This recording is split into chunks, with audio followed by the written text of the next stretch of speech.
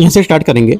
दृष्टि का हम लोग देख रहे थे, बीपीएससी का जो पेपर था हम लोग 60 नंबर देख रहे थे, फुल लेंथ पेपर है ये, ठीक है।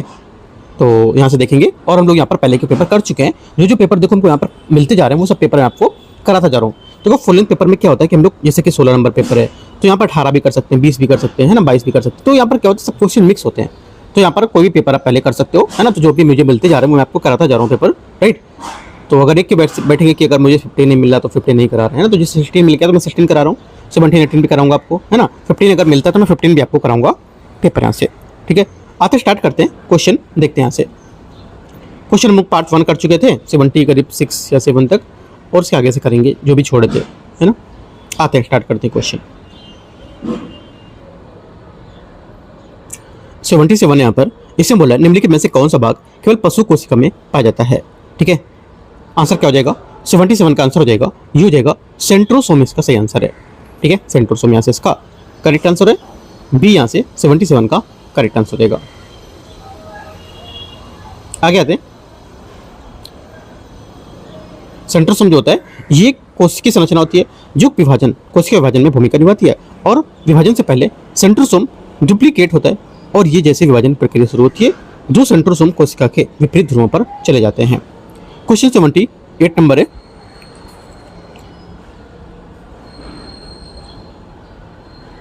बोले रोग यहाँ पर दे रखा है और यहाँ पर इसके कारण क्या है वो बता रखा है।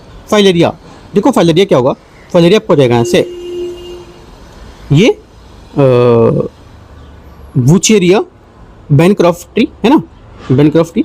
पहला क्या होगा, पहला यहाँ से करेक्ट है, सही है। अगला है अमीबियासिस एंटामोइबा हिस्टोलिटिका, ये भी करेक्ट है, राइट। उसके बाद गोनोरिया, जो गोनोरिया होता है ये जीवाणु से गोसेरिया गोनोरिया के कारण होता है, राइट। और ये आमतौर पर मौखिक गुदा या योनि के संभोग या अन्य यौन संपर्क के माध्यम से एक दूसरे व्यक्ति से फैलता है। तो सी यहाँ से इसका गलत होगा, ट्रेपोनेमा पैडलिडम इसमें नहीं होगा, राइट। तो ये गलत हो जाएगा। आंसर क्या होगा, सी यहाँ से करेक्ट है, गलत पूछा था तो ये। क्वेश्चन 79 निम्नलिखित में से कौन सा वंशानुगत विकार नहीं है, इनमें से वंशानुगत विकार इनमें से कौन सा नहीं है। आंसर हो जाएगा 79 का ये इनमें से कोई नहीं, है ना, इनमें से कोई नहीं है वंशानुगत विकार, क्योंकि जो थैलेसीमिया होता है, थैलेसीमिया क्या होता है, इससे विकार वाले व्यक्ति हीमोग्लोबिन के उत्पादन करने में असमर्थ होता है और लाल रुधिर कोशिकाओं के वर्णक ऊतक इसको ऑक्सीजन को परिवहन करने के लिए जिम्मेदार होता है। ये हीमोग्लोबिन के उत्पादन को नियंत्रित करने वाले जीन के रूप में दोष के कारण होता है। उसके बाद हीमोफीलिया क्या होगा, हीमोफीलिया जो होता है ये हीमोफीलियल व्यक्ति को या तो दोषपूर्ण जीन होता है या तो जीन अनुपस्थित होता है जो रुधिर थक्के के लिए आवश्यक पदार्थों के उत्पादन को नियंत्रित करता है। कलर ब्लाइंडनेस क्या होता है, ये रंग की कमी या रंग की जो रूप में जाने वाला जो होता है तब होता है जब कोई व्यक्ति समान रूप से रंगों का अनुभव नहीं कर सकता है, राइट। ये सब बातें आपको याद रखना है ना। आंसर क्या होगा, ये यहाँ से करेक्ट है। क्वेश्चन नंबर 80 नंबर है। निम्नलिखित में से कौन सा हार्मोन अग्नाशय द्वारा स्रावित होता है, अग्नाशय द्वारा स्रावित होता है। करेक्ट आंसर क्या होगा, ठीक है, ये सी करेक्ट है, एड्रेनालिन इसका सही आंसर होगा, सी नंबर, ठीक है। आगे आते क्वेश्चन 81 नंबर। 81 नंबर है। निम्नलिखित में से कौन सा एंजाइम वसा को ग्लिसरॉल में परिवर्तित करता है, वसा को ग्लिसरॉल में परिवर्तित करेगा। आंसर हो जाएगा लाइपेज, इसका सही आंसर होगा डी, ठीक है। आगे आते क्वेश्चन 82। निम्नलिखित में से ल्यूकोसाइट्स के रूप में भी जाना जाता है किसे। करेक्ट आंसर हो जाएगा 82 का, ये जाना जाता है श्वेत रुधिर कोशिकाओं को, डी यहाँ से सही आंसर होगा। श्वेत रुधिर कोशिकाएं WBC जिन्हें ल्यूकोसाइट्स के रूप में भी जाना जाता है और वे रंगहीन और उनका आकार अनियमित होता है। उनकी प्राथमिक भूमिका कीटनाशकों जो कीटाणु होते हैं उसको घेरकर और एंटीजन का मुकाबला करने के लिए एंटीबॉडी का उत्पादन करने के शरीर को संक्रमण से बचाने के लिए। आंसर डी करेक्ट है। 83 अस्थि निम्नलिखित में से किस ऊतक का उदाहरण है। करेक्ट आंसर हो जाएगा अस्थि उदाहरण है ये संयोजी ऊतक का, बी करेक्ट आंसर 83 का। 84 आते हैं। 84 बोले निम्नलिखित में से कौन सा कथन रिक्तिकाओं के लिए सत्य है, रिक्तिकाओं के लिए कौन सा कथन सही है। आंसर हो जाएगा यहाँ से एक तो वे कोशिकाओं के छोटी को वे पशु कोशिकाओं में छोटी होती हैं जबकि पौधों की कोशिकाओं में बड़ी रिक्तिकाएं होती हैं, पहली बात करेक्ट है। सेकंड, पौधों की कोशिकाओं में वे स्फीति बनाए रखती हैं, है ना, और कोशिका का संरचनात्मक कठोरता रहती है। दोनों बातें करेक्ट है ना। आंसर क्या हो जाएगा? डी आंसर करेक्ट है। 85 दंतवल्क के प्राथमिक घटक क्या हैं? दंतवल्क के प्राथमिक घटक है कैल्शियम और फास्फोरस। बी आंसर इसका सही आंसर होगा। दंतवल्क हमारे दांतों की सुरक्षात्मक बाहरी आवरण होता है। ये हमारे दांतों के क्राउन को कैविटी से और क्षति से बचाता है। इसमें कैल्शियम फास्फेट और हाइड्रोक्सीटाइड नामक जल शामिल होता है। ठीक है, दांतों का सड़न तब शुरू होता है जब मुंह में पीएच स्तर 5.5 से नीचे आ जाता है। बी करेक्ट है। 86 है एंटीपायरेटिक्स के बारे में विचार करना। वे शरीर के तापमान को कम करने के लिए उपयोग किए जाने वाले पदार्थ होते हैं। पहली बात क्या होगी? 86 का पहला स्टेटमेंट यहाँ से करेक्ट है। सेकेंड, एस्पिरिन, पैरासीटामोल और फेनासेटिन आमतौर पर एंटीपायरेटिक्स का उपयोग करती है। सेकेंड बात यहाँ से ये भी करेक्ट है। दोनों बातें करेक्ट हैं। Answer B. 87 नंबर 87, पुताई में निम्नलिखित में से किस प्रकार के क्षार का प्रयोग किया जाता है? आंसर हो जाएगा इसको प्रयोग करते हैं हम लोग कैल्शियम हाइड्रोक्साइड का। कैसे करते हैं? कैल्शियम हाइड्रोक्साइड का प्रयोग करते हैं, राइट। कैल्शियम हाइड्रोक्साइड जो मतलब चूने का जल होता है, ये भी बोल सकते हो उसको। फॉर्मूला क्या होता है? CaOH का होल ट्वाइस ये। ठीक है, आगे आते हैं क्वेश्चन 87 हो गया। 88 नंबर 88 नंबर है, जल की स्थायी कठोरता किसकी उपस्थिति के कारण होती है? बताओ किसकी उपस्थिति के कारण होगी? आंसर हो जाएगा 88 का करेक्ट आंसर ये होती है उपस्थिति के कारण किसकी? सही आंसर हो जाएगा ए नंबर, कैल्शियम और मैग्नीशियम की घुलनशील बाइकार्बोनेट से। ए यहाँ से करेक्ट आंसर है। 89 नंबर है, मृदु पेय में निम्नलिखित में से कौन सा अम्ल पाया जाता है? करेक्ट आंसर 89 का हो जाएगा ये पाया जाता है कौन सा? कैल्शियम और मैग्नीशियम के नाइट्रेट इसमें सही आंसर होगा 80। अच्छा 88 में हम लोग कर चुके थे ना। 88 का आंसर क्या था? ये था ना कैल्शियम। और 89 का हो जाएगा आपका कौन सा अम्ल पाया था मृदु पेय पदार्थों में? तो आंसर हो जाएगा 89 का ये पाया था कार्बनिक अम्ल या कार्बनिक एसिड। ठीक है,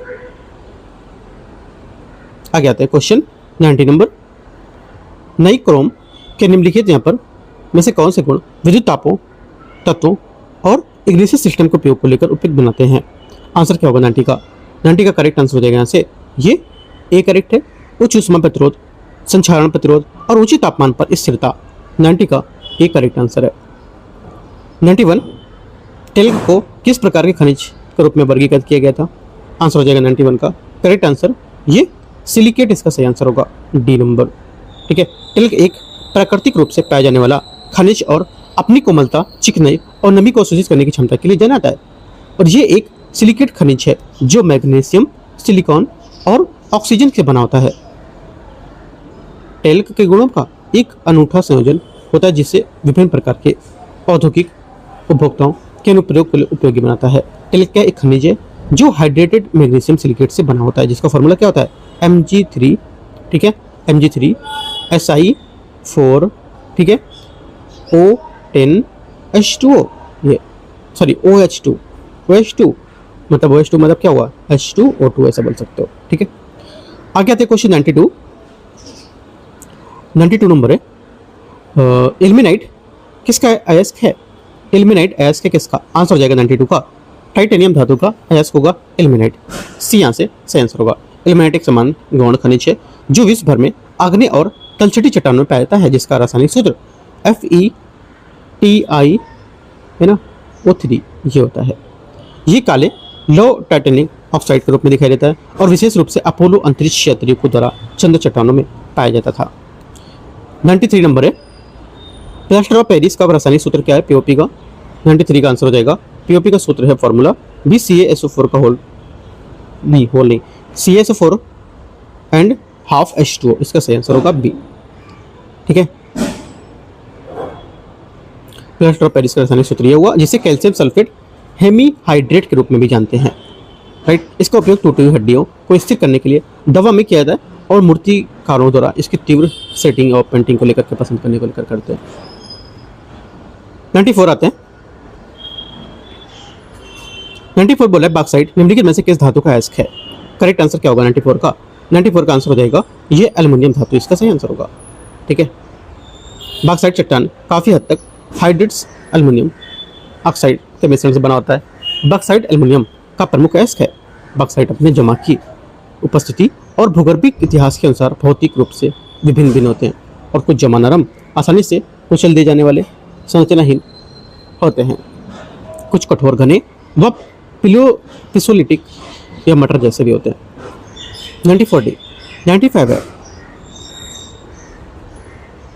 95 है किसे ड्यूटेरियम और भारी जल की खोज के लिए वर्ष 1934 में रसायन विज्ञान का नोबेल पुरस्कार सम्मानित किया गया था।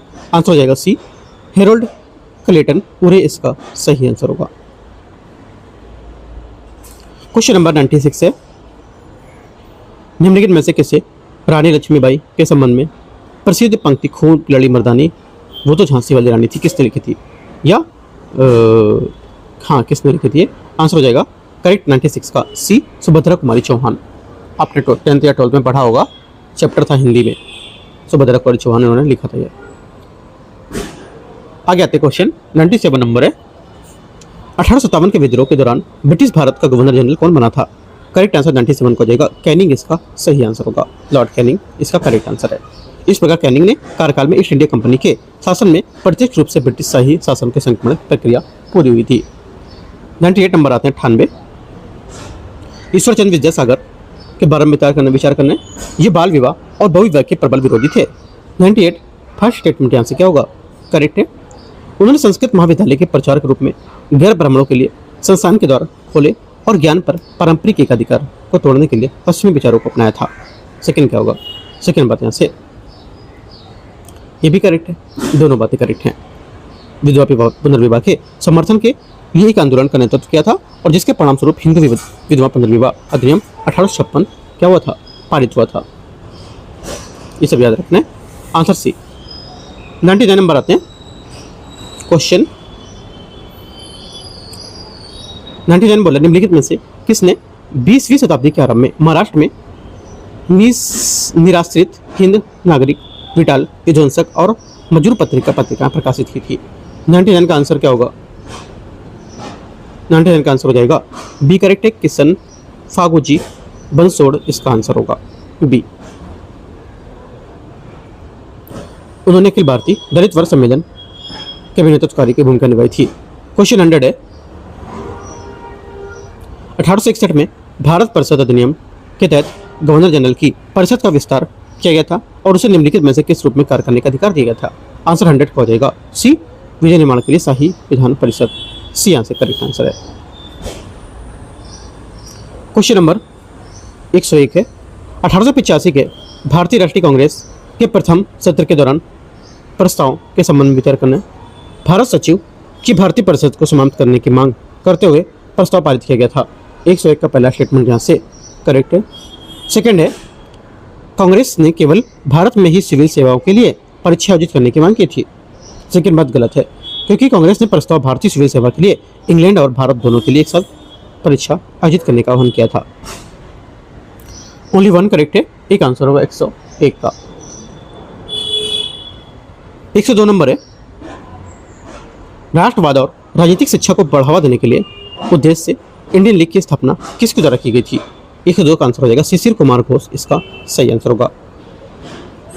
ठीक है, शिशिर कुमार घोष वर्ष 1875 में स्थापित इंडियन लीग का उद्देश्य भारतीय राष्ट्रवाद की भावना को प्रोत्साहित करना था और राजनीतिक शिक्षा में बढ़ावा देना था। 103 नंबर है, प्रसिद्ध वुड डिस्पैच जिसे प्राय भारत में अंग्रेजी शिक्षा का मैग्ना कार्टा कहा जाता था, किस गवर्नर जनरल के कार्यकाल के दौरान जारी किया गया था? 103 का आंसर हो जाएगा, ये जारी किया गया था लॉर्ड डलहौजी। ठीक है, वो डिस्पैच वर्ष 1854 में 1854 में बोर्ड ऑफ कंट्रोल के अध्यक्ष चार्ल्स वुड द्वारा जारी किया गया था। इसने भारत के लिए एक व्यापक शिक्षा नीति की रूपरेखा तैयार की थी, जहां उच्च शिक्षा के माध्यम से रूप में अंग्रेजी को रखने और प्राथमिक स्थानीय भाषाओं को बढ़ावा देने के लिए इसकी स्थापना करने का प्रस्ताव किया गया था। 103 का बी। 104 नंबर है, निम्नलिखित में से किस गवर्नर ने ब्रिटिश भारत में जिला स्तर पर कार्यकारी न्यायिक कार्यों का अलग किया था? आंसर 104 का हो जाएगा क्या? करेक्ट आंसर यहाँ से बी करेक्ट है, लॉर्ड कॉर्नवालिस इसका सही आंसर होगा। लॉर्ड कॉर्नवालिस ने ब्रिटिश भारत में प्रशासनिक सुधार के उद्देश्य में जिला स्तर पर कार्यपालिका और न्यायिक कार्यों को पृथक कर दिया था और सिविल मामलों के लिए सदर दीवानी अदालत को सर्वोच्च अपीली न्यायालय के रूप में स्थापित किया था। आंसर 104 का बी। 105 है, हुगली के युद्ध में निम्नलिखित में से कौन सी दो यूरोपीय शक्तियां शामिल थी? आंसर क्या होगा? आंसर हो जाएगा 105 का करेक्ट आंसर यहाँ से ये अंग्रेज और डच सही आंसर होगा इसका। ठीक है, यह संघर्ष उस समय तक उत्पन्न हुआ था जब मलय समूह में व्यापार मार्गों पर नियंत्रण हेतु केंद्रीय डच सेनाओं में अंग्रेजी संचार की व्यवस्था को बाधित किया था और उनके जहाजों पर कब्जा किया था। 106 भारतीय राष्ट्रीय कांग्रेस बनाम बनारस अधिवेशन जो था उसके 1905 के संबंध में बताने कौन सा सही होगा? इसकी अध्यक्षता गोपाल कृष्ण गोखले ने की थी और इसे स्वदेशी प्रस्ताव को अपनाने के लिए विशेष रूप से जाना जाता था। 106 का पहला स्टेटमेंट यहाँ से क्या होगा? करेक्ट है। धर्मपंथियों ने बहिष्कार कार्यक्रम को बंगाल से आगे बढ़ाने का समर्थन किया था और इसके पक्ष में एक सशक्त प्रस्ताव पारित किया था। सेकंड गलत है क्योंकि धर्मपंथियों ने आंदोलन को बंगाल से बाहर विस्तारित करने का विरोध कर रहे थे और परिस्थितियों या सरकारी संगठनों का बहिष्कार किया विचार के विरोध थे। वे संवैधानिक तरीकों से प्राथमिकता देते थे और आंदोलन को केवल बंगाल तक सीमित समर्थन देना चाहते थे। आंसर क्या होगा? ओनली वन करेक्ट है, दूसरा गलत होगा। तो ए नंबर करेक्ट है। क्वेश्चन 107 नंबर है, गंडमक की संधि 1879 के संबंध में विचार करना है। देखते हैं। पहला, अफगानिस्तान के अमीर को अपनी विदेश नीति भारत सरकार के परामर्श संचालित करनी थी। 107 का पहला स्टेटमेंट यहाँ से क्या होगा? करेक्ट है। ब्रिटिशों को काबुल में एक स्थायी रेजिडेंट नियुक्त करने की अनुमति दी गई थी। सेकेंड बात भी सही है। और यह संधि अंततः विफल हो गई थी क्योंकि जन दबाव के चलते याकूब खान को गद्दी छोड़नी पड़ी थी, जिससे क्या होता ब्रिटिशों को पुनः सैन्य कार्रवाई करनी पड़ी और अब्दुल रहमान को नया अमीर नियुक्त किया गया था। यह अकमल तब हुआ जब शेर अली के काबुल में ब्रिटिश दूत को आने की अनुमति देने से इनकार कर दिया था, जबकि उससे पहले रूसी दूत को स्वीकृति दे दी थी। आंसर क्या होगा? 107 का सी करेक्ट है। 108 नंबर आते हैं। 108 नंबर है, निम्नलिखित में से किसने ब्लू वाटर पॉलिसी प्रस्तावित की थी? ब्लू वाटर पॉलिसी प्रस्तावित की है। आंसर हो जाएगा 108 का correct answer Francisco de Almeida इसका सही आंसर होगा। ठीक है, फ्रांसिस्को डी अल्बुकर्क दूसरे पुर्तगाली गवर्नर थे और उन्हें भारत में पुर्तगाली सत्ता का वास्तविक संस्थापक माना था। उन्होंने वर्ष 1510 में बीजापुर शासक से गोवा प्राप्त किया था। तो ये सब बात याद रखनी फ्रांसिस्को डी अल्बुकर्क और अल्मीडा के बारे में। आंसर क्या होगा यहाँ से? आंसर 108 का बी करेक्ट है। 109 नंबर है, जब कैप्टन विलियम हॉकिंस जहांगीर के मुगल दरबार में पहुंचा था तो इंग्लैंड के शासक निम्नलिखित में से कौन सा था? करेक्ट आंसर 109 का हो जाएगा, ये था किंग जेम्स प्रथम। इसका सही आंसर होगा डी नंबर। ठीक है, आगे क्वेश्चन आते हैं। क्वेश्चन नंबर 110, स्थायी बंदोबस्त व्यवस्था के अंतर्गत जमींदारों की भूमिका क्या होती थी? ठीक है, भूमिका क्या थी या क्या होती थी बताना है। देखो, जिनकी भूमिका थी ये हो जाएगी कि ब्रिटिश सरकार की ओर से भू राजस्व संग्राहक होना। इस व्यवस्था के तहत जमींदारों को मध्यस्थ के रूप में मान्यता दी गई थी, जो किसानों के भू राजस्व को एकत्र करने और इनको ब्रिटिश सरकार के एक निश्चित राशि का भुगतान करते थे। ठीक है, यद्यपि उन्हें भूमि पर वंशानुगत अधिकार दिए गए थे, फिर भी उनकी मुख्य भूमिका औपनिवेशिक राज के लिए संग्राहक की होती थी। 110 का बी करेक्ट है। 111 नंबर है, निम्नलिखित में से यात्रियों में से किसने विजयनगर साम्राज्य के अंतर्गत नैनकारा प्रणाली विस्तृत विवरण दिया था? आंसर हो जाएगा 111 का करेक्ट आंसर डोमिंगो पेस सही आंसर होगा। ठीक है, नैनकारा प्रणाली विस्तार से अध्ययन दो पुर्तगाली यात्रियों जो थे डोमिंगो पैस और फर्नांडो नोइज ने किया था। ये 16वीं शताब्दी के दौरान क्रमशः कृष्णदेवराय और अच्युतदेवराय के शासनकाल के दौरान आए थे। ठीक है, आंसर 111 का बी करेक्ट है। 112 आते हैं। 112 नंबर है, महमूद गवाह के नेतृत्व में निम्नलिखित में से किस क्षेत्र पर विजय प्राप्त की थी? आंसर 112 हो जाएगा, विजयनगर क्षेत्र में कांची, पश्चिमी तट पर गोवा, मालाबार क्षेत्र इसमें नहीं होगा। 112 का ए करेक्ट है। 113 नंबर है, वर्ष 1665 में शिवाजी और मुगलों के बीच हस्ताक्षरित संधि का नाम क्या था? 113 का आंसर हो जाएगा पुरंदर की संधि सही आंसर होगा इसका। ठीक है, पुरंदर की संधि 1665 में औरंगजेब के आदेश के मराठा शासक शिवाजी और मुगलों के बीच हस्ताक्षरित एक महत्वपूर्ण रणनीतिक समझौता था। क्वेश्चन नंबर 113 सी। 114 नंबर है, जहांगीर के शासनकाल के दौरान दक्कन क्षेत्र में मुगलों की सत्ता की स्थिति क्या थी? इनकी सत्ता की स्थिति दक्कन में शासकों के कारण कमजोर हो गई थी। ठीक है, आंसर क्या होगा 114 का बी करेक्ट है। और उसकी राजनीतिक, कूटनीतिक और व्यक्तिगत लक्ष्य दक्कन के राज्यों में एकजुट मोर्चे के गठन के बाधक बने थे, जिससे क्या होता था मुगल साम्राज्य के समक्ष चुनौती प्रस्तुत हो सकती थी। आगे 115 आते हैं। 115 नंबर है, सूची को सूची 2 को मैच करना है, सम्मिलित करना है। कौन से यहाँ पर सही सम्मिलित हो रहे हैं शब्द और अर्थ के हिसाब से। पहला यहाँ पर 115 में ये बोला कि ददनी क्या होता था, कारीगर को कच्चा माल और व्यापारी को अग्रिम राशि की आपूर्ति करता था ये, ठीक है, ददनी, राइट, ददनी प्रणाली थी ये। सेकेंड है कानकुत या कनकुत। कनकुत जो होता था ये भूमि माप और फसल उत्पादकता पर आधारित राजस्व आकलन की एक विधि होती थी, न कि साहूकारों को बैंकरों का खमता। गलत हुआ। कारवानी है ना, कारवानी लिखा है। कारवानी क्या होता था, कारवां आधारित व्यापारी थे जो ग्रामीण क्षेत्रों से बड़ी मात्रा में अनाज का परिवहन करते थे, न कि भूमि आकलन के जिम्मेदार। गलत है। सराफ क्या होते थे, सराफे थे, ये बड़ी मात्रा में अनाज ट्रांसफर करने वाले व्यापारी थे। गलत है, क्योंकि साहूकार या बैंकर थे जो हुंडियों को ऋण लेन देन को लेकर संभालते थे। ये भी गलत है। सिर्फ पहला करेक्ट है, एक आंसर 15 का। 16 नंबर 116, मेराबो के नीचे निर्मित कमल की कली वाले किनारे के रूप में जानी जाने वाली स्थापत्य विशेषता निम्नलिखित में से किस राजवंश के शासनकाल के दौरान शुरू की गई थी। आंसर 116 हो जाएगा खिलजी वंश, बी करेक्ट आंसर है इसका 116 का। कमल की कली वाले किनारों में मेहराब के नीचे हिस्से पर चित्रित छोटी शैलीबद्ध कमल की कलियों की एक श्रृंखला थी।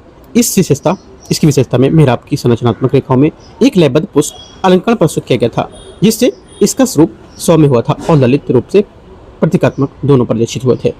आंसर 116 का बी करेक्ट है। 117 आते हैं। निम्नलिखित पर विचार करना है, सही सम्मिलित कौन से हैं, अधिकारी और इसकी भूमि विशेषता के हिसाब से, भूमिका की विशेषता के हिसाब से। 17 है, पहला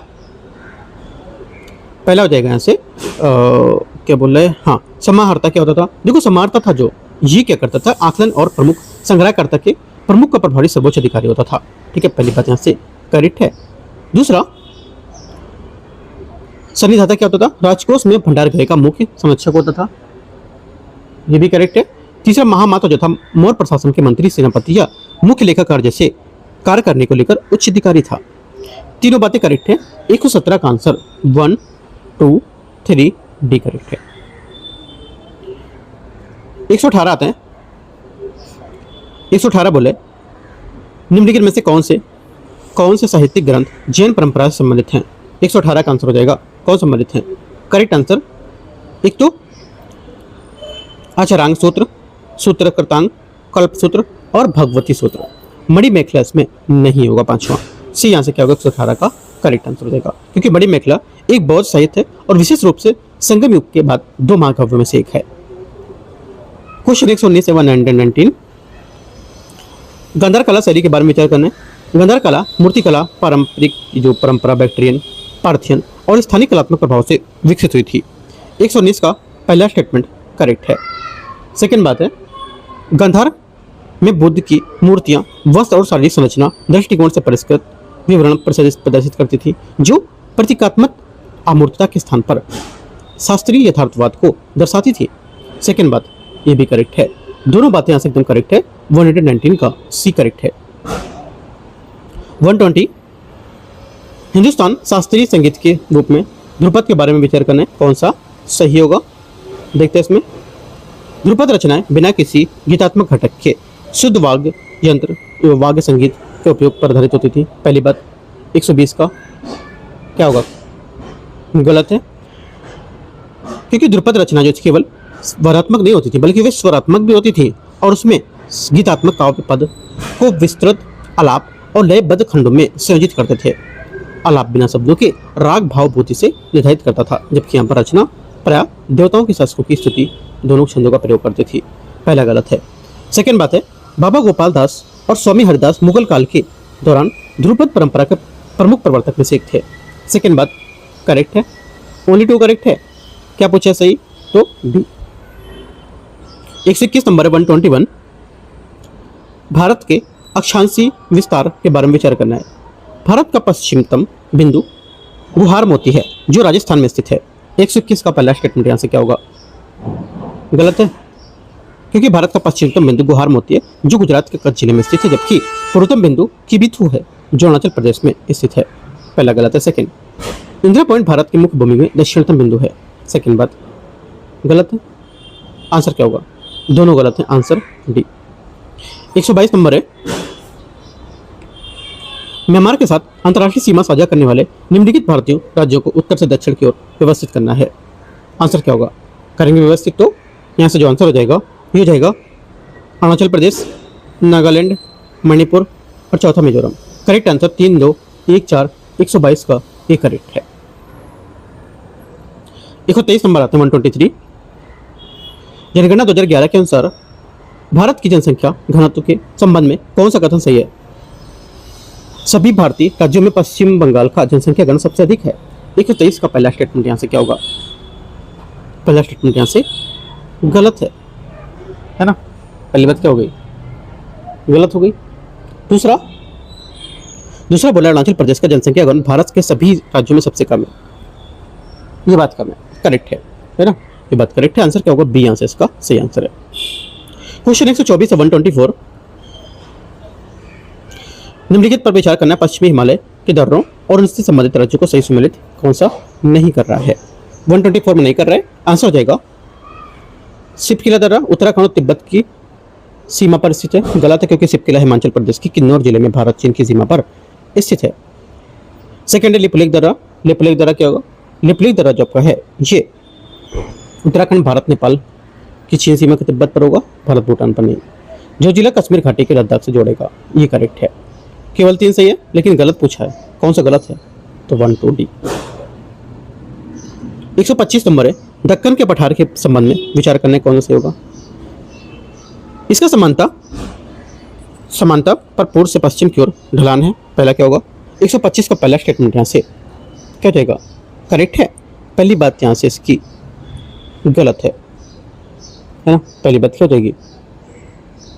गलत है। क्यों? क्योंकि दक्कन का पठार लहरदार उच्च भूमि, विस्तृत घाटी, गोलाकार घाटियां हैं। इसके समानता पश्चिम से पूर्व की ओर ढलान। ये बात गलत हो जाएगा। सेकंड, पठार से निकलने वाली अधिकांश प्रायद्वीपीय नदियां पूर्व की ओर बहती हैं। ये करेक्ट है। 124 नंबर है, सुमेल करने सूची 1 सूची 2 करते हैं। सिंगरौली है ना? सिंगरौली क्या होगा? सिंगरौली आपको देगा यहाँ से ये कोयला क्षेत्र है। क्योंझर क्या है? क्योंझर जो आपका है लोवेस के, उसके बाद Sundargarh manganese, Kalahandi bauxite. Correct answer 126 का क्या होगा? 126 का ये करेक्ट है। 127 नंबर है, सूची 1 सूची 2 को मैच करते हैं। शिखर और इसका यहाँ पर द्वीप कौन सा होगा 127 में? पहला सैंडल पीक। सैंडल पीक क्या होगा? ये उत्तरी अंडमान है ना? सॉरी, उत्तरी अंडमान तीसरे में होगा। उसके बाद माउंट थुलियर क्या होगा? माउंट थुलियर आपका हो जाएगा ग्रेट निकोबार द्वीप। ठीक है। उसके बाद माउंट हैरियट दक्षिण अंडमान द्वीप, माउंट डियावोलो दक्षिण मध्य अंडमान द्वीप। करेक्ट आंसर 127 का ये करेक्ट है। 128 नंबर है, सूची को सूची 2 को मैच करते हिमालय नदी और इसके यहाँ पर हिमनद स्रोत कौन से होंगे? पहली बात है 128 का पहला बोला है कि नदी और हिमनद स्रोत, यहाँ से बोला है सिंधु। सिंधु का क्या होगा? हो जाएगा आपका बोखरचू। ठीक है। उसके बाद अलकनंदा, संतोपत, आगे गौरी गंगा, मिलाम हिमनद और मंदाकिनी जो हो जाएगा ये क्या होगा? मंदाकिनी आपको जो चौथा बचा वो चोराबाड़ी हिमनद। करेक्ट आंसर 128 का करेक्ट है। 129 नंबर है, अल नीनो और ला नीना भारतीय मानसून के संबंध में विचार करना है। अल नीनो घटना के कारण मध्य पूर्व प्रशांत महासागर जल के तापमान में वृद्धि होती है, जिससे क्या होता है? समानता भारत में दक्षिण पश्चिम मानसून कमजोर पड़ता है तथा सूखे की स्थिति उत्पन्न होती है। 129 पहला स्टेटमेंट यहाँ से करेक्ट है।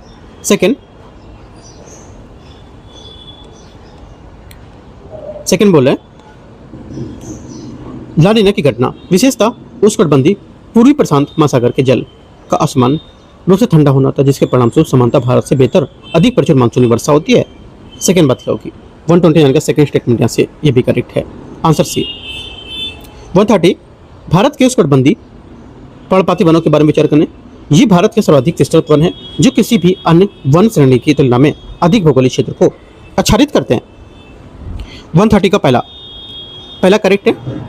सेकंड सागौन, साल, शीशम तथा महुआ आदि पर्णपाती वनों के उदाहरण हैं, जबकि तेंदु, अमलतास, बेल और खैर शुष्क पर्णपाती वनों से संबंधित हैं। 30 का क्या होगा? दोनों सही है, आंसर सी। 31 है, भारत में गन्ने की कृषि के संबंध में विचार करने। गन्ना एक उष्णकटिबंधीय और उपोष्णकटिबंधीय फसल है जो उष्ण और आर्द्र जलवायु की सर्वाधिक अच्छी तरह से विकसित होती है।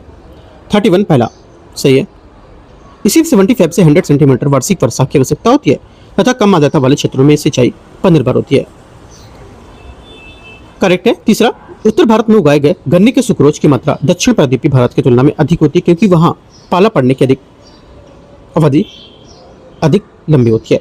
तीसरी बात यहाँ से गलत है, क्योंकि दक्षिण प्रायद्वीप में समुद्री जलवायु को प्रभावित होने के कारण कठोर शीत ऋतु अथवा पाले मुक्त रहते हैं। ये लंबी उष्ण अवधि गन्ने की वृद्धि को सर्वाधिक अवधि तक विस्तारित करती है। सिर्फ 1 2 करेक्ट है, यहाँ से आंसर 1 और 2 सही होगा 131 का। 132 सोचिएगा, सोचिए 2 को मैच करते हैं, देखते हैं इसमें।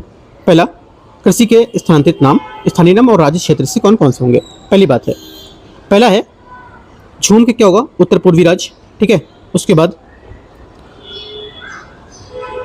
कुमारी पश्चिमी घाट, कुमारी पश्चिमी घाट होगा, हाँ ठीक है। दहिया बेवर मध्य प्रदेश और वाल्ट्री आपका दक्षिण पूर्वी राजस्थान, इसका क्षेत्र है। करेक्ट आंसर 132 का सी।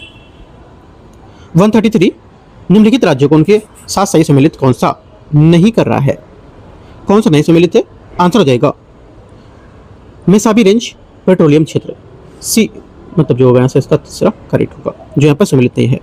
क्योंकि मेसाबी रेंज कहाँ पर होगी बताओ? पेट्रोलियम क्षेत्र है तो यहाँ पर गलत हो जाएगा। 33 में मेसाबी रेंज पेट्रोलियम क्षेत्र के लिए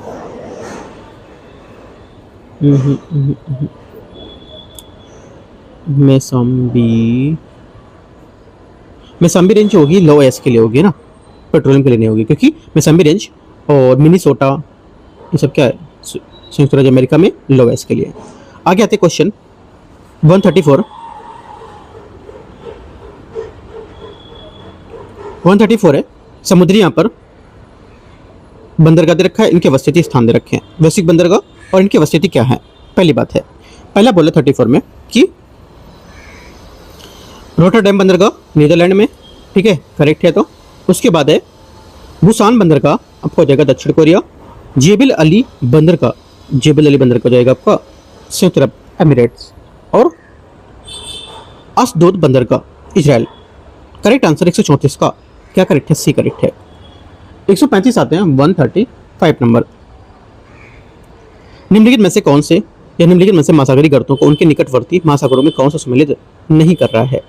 सम्मिलित नहीं कर रहा है 135 में, आंसर हो जाएगा करेक्ट आंसर ये सी करेक्ट है। अटाकामा गर्त अटलांटिक महासागर, सी यहाँ से करेक्ट आंसर होगा 135 का।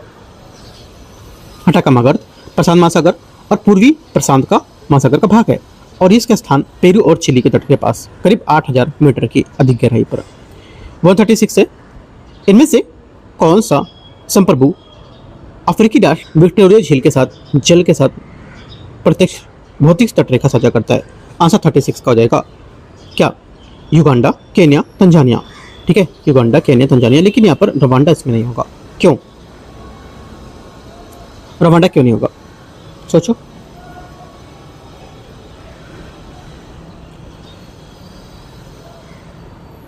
रवांडा इसलिए नहीं होगा क्योंकि यहाँ पर विक्टोरिया झील पूर्वी अफ्रीका में भूमध्य रेखा के पास स्थित है, ये 3 देशों से लगती है, ठीक है। आगे आते हैं Rwanda. Question number 1 2 3 correct. Question 137 है, निम्नलिखित में अंतर सागरी जल निकाय के पश्चिम से पूर्व की ओर क्रम में लगाना है। आंसर क्या होगा 137 का? पश्चिम से पूर्व की ओर लगाएंगे तो ये हो जाएगा क्या? एक तो काला सागर, कैस्पियन सागर और अरल सागर। मैप में देखोगे तो आपको समझ आएगा, ठीक है। काला सागर जो दक्षिण पूर्व यूरोप को पश्चिमी एशिया से बीच स्थित है। कैस्पियन सागर जो जाएगा आपका, ये विश्व का सबसे बड़ा और बंद सागरी जल निकाय है। तीसरा अरल सागर, ये मध्य एशिया में कजाकिस्तान और उज्बेकिस्तान के बीच स्थित है। Correct answer A. 38, निम्नलिखित में से कौन सी प्रमुख यहाँ पर नदियाँ सीधी काला सागर में मिलती हैं? 38 का आंसर हो जाएगा, ये मिलती है। ये एक तो डेन्यूब नदी है ना, डेन्यूब नदी, नीपर नदी, और एक आपका निस्टर नदी, राइन नदी इसमें नहीं होगा। ठीक है, याद रखना है।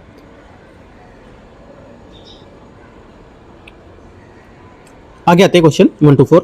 क्वेश्चन नंबर 139 139, वोल्गा नदी निम्नलिखित में से किस जल निकाय से या किस जल निकाय में गिरती है? करेक्ट आंसर हो जाएगा 139 का, ये गिरती है कैस्पियन सागर में।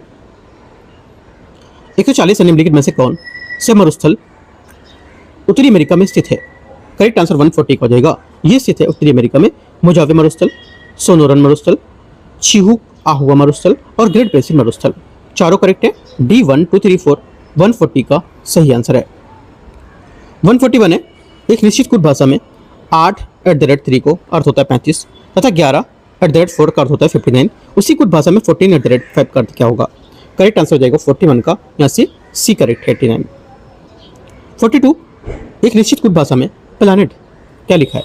प्लैनेट लिखा है ना, इसको 78 तथा कैंडल को 49 लिखा जाता है, उसी कुट भाषा में सिल्वर को कैसे लिखा जाएगा? 42 का आंसर हो जाएगा, सिल्वर को लिखेंगे 95। ठीक है, आगे आते क्वेश्चन 143, निम्नलिखित में से विषम युग्मापर ज्ञात करना है, क्या होगा? विषम युग्मापर ज्ञात करना है। 143 में करेक्ट आंसर हो जाएगा यहाँ से एमीटर वोल्टेज, ये विषम है। ठीक है, क्योंकि वोल्टेज मापने के लिए वोल्टमीटर का उपयोग किया जाता है, और एमीटर वोल्टेज का विषम युग्म हो गया। 44 आता है, इनमें से 4 युग्मों पर दे रखा किसी 3 को एक प्रकार से समान युग्म बनाते हैं, कौन सा भिन्न है इससे? आंसर 44 का सी। 41 और 1806, इसका आंसर होगा सी। 45 है, एक निश्चित कुट भाषा में C7/2m को G14H तथा F9/2R को Z18M लिखा जाता है, उसी कुट भाषा में J5T को कैसे लिखा जाएगा? 45 का आंसर हो जाएगा बी, N24O। आगे आते हैं क्वेश्चन 146, निम्नलिखित में से प्रश्न में दिए गए 4 विकल्प को 3 किसी प्रकार समान है और एक भिन्न है, विकल्प ज्ञात करना है। आंसर 46 का हो जाएगा, संख्या श्रृंखला इसका सही आंसर होगा डी नंबर। क्वेश्चन 47 है, 5 वर्ष पहले आशा की और भावना क्या होगा? रेशियो 3:2 था। चारों भावना से 4 वर्ष छोटी है। ठीक है, 7 वर्ष बाद आशा की आयु भावना से 3 वर्ष पूर्व की आयु चारों की वर्तमान आयु से योग के बराबर होगी। आशा की वर्तमान आयु क्या है? आंसर 47 का सी करेक्ट है। यहाँ पर आपको सबको पूरा प्रैक्टिस करना है, जितने भी क्वेश्चन आ रहे हैं। ठीक है, मैं आपको आंसर बता रहा हूँ, इन सबकी आपको प्रैक्टिस करना है। जितने भी 10 क्वेश्चन आपके लास्ट में मिलते हैं क्वेश्चन के, वो 148 नंबर है, निम्नलिखित में से विकल्पों का लुप्त यहाँ पर संख्या ज्ञात करने क्या होगी? ये लुप्त संख्या क्या होगी? यहाँ पर 48 का आंसर हो जाएगा, ये होगी 16। ठीक है, 7 + 6 + 17/13 3, 30 हो गया 30/3 10, 24 + 6 + 12 कितना होगा? 42/3 14, 25 + 10 + 13/3 48/3 मतलब 16। आगे आते हैं क्वेश्चन 149, अर्जुन ओ बिंदु से चलना प्रारंभ करता है और वह 8 मीटर उत्तर दिशा में चलता है और फिर दाएं मुड़कर 6 मीटर चलता है, फिर दाएं मुड़कर 12 मीटर चलता है, फिर दाएं मुड़कर 4 मीटर चलता है, फिर पुनः दाएं मुड़कर 3 मीटर चलता है और अंत में दाएं मुड़कर 5 मीटर चलकर बिंदु पी पर पहुंचता है। पी से ओ के बीच सापेक्ष किस दिशा में है बताना। 49 का आंसर हो जाएगा, ये है दक्षिण पूर्व दिशा में, साउथ ईस्ट। ठीक है, क्वेश्चन 50 यदि प्लस का अर्थ है डिवाइड, माइनस का अर्थ है मल्टीपल। ठीक है, मल्टीपल का अर्थ है प्लस और डिवाइड का अर्थ है माइनस, इनमें से क्या होगा इसकी वैल्यू? इसकी वैल्यू निकालेंगे तो इसमें डिजिट भरेंगे, पॉइंट किसके किसके यहाँ पर कौन कौन से इसकी पॉइंट जो चेंज किए गए भरेंगे ना, उसके हिसाब से जो आंसर आएगा वो आएगा 150 का, सी करेक्ट हो जाएगा 45। ठीक है, तो इस टाइप से यहाँ पर दृष्टि का टेस्ट यहाँ पर जो 16 नंबर था इसका फुल वो खत्म हो गया। और हमको 15 अगर मिलेगा तो 15 करा दूंगा, वरना मैं 17 को कराऊंगा। ठीक है, तो आपको देखो इसमें वो नहीं करना है कि मेरा सिलेबस छूट रहा है इसमें, नहीं। फुल लेंथ क्या होता है, फुल लेंथ पेपर में यही एक अच्छा रहता है कि आप कहीं से भी स्टार्ट कर सकते हो। फुल लेंथ आप 10वां पहले कर लो, या पहला कर लो, या 18 कर लो, या 20 कर लो, है ना। तो इस फुल लेंथ के हिसाब से सब पूरा सिलेबस मिक्स होता है पूरा, उसके हिसाब से यहाँ पर कवर किए जाते हैं क्वेश्चन। ठीक है, तो इसमें कुछ आपको सोचना नहीं, जितने पेपर मिलेंगे मैं आपको यहाँ पर कराता जाऊँगा। राइट, लेकिन बाहर आपको जो लिखा है एकदम क्लियर लिखा मिलेगा, जो भी पेपर है, जो भी क्वेश्चन पेपर है वो। ये नहीं कि आपसे बताया जा रहा है 16 है वो 18 कराया जा रहा है, ये कराया जा रहा है 2026 का, आप करा रहे हो 2024 का, है ना। ऐसा नहीं है, आपको एकदम जो कोचिंगों के द्वारा जो जिनका पेपर है उनका ही हिसाब से यहाँ पर मैं करा रहा हूँ, है ना। हमारा इसमें कोई वो नहीं कि मैं आपको चेंज करके इसमें बता रहा हूँ, ठीक है। एंड करते हैं, all the best, thank you. बाकी आपको सब क्वेश्चन जितने मैंने कराए 76 से लेकर 150 तक, इनके टॉपिकों को जाओ और डीप में अच्छे से पढ़ो। जो मैथ के 10 क्वेश्चन आए, रीजनिंग के आए, उनको भी जाके आपको प्रैक्टिस करना है, ठीक है। इतना आपको रोज करना है, 75-76 क्वेश्चन रोज करना है। प्लस आपको करंट अफेयर जो रिवीजन करो रिवीजन करते रहना है। प्लस साथ में अपने स्टैटिक सब्जेक्ट को भी रिवीजन करो अच्छे से, और ठीक है। अभी आपके पास समय है, पूरा दिन यूट्यूब पे नहीं देना, मैं फिर से आपको बता रहा हूँ, अगर सिलेक्शन लेना है तो, ठीक है।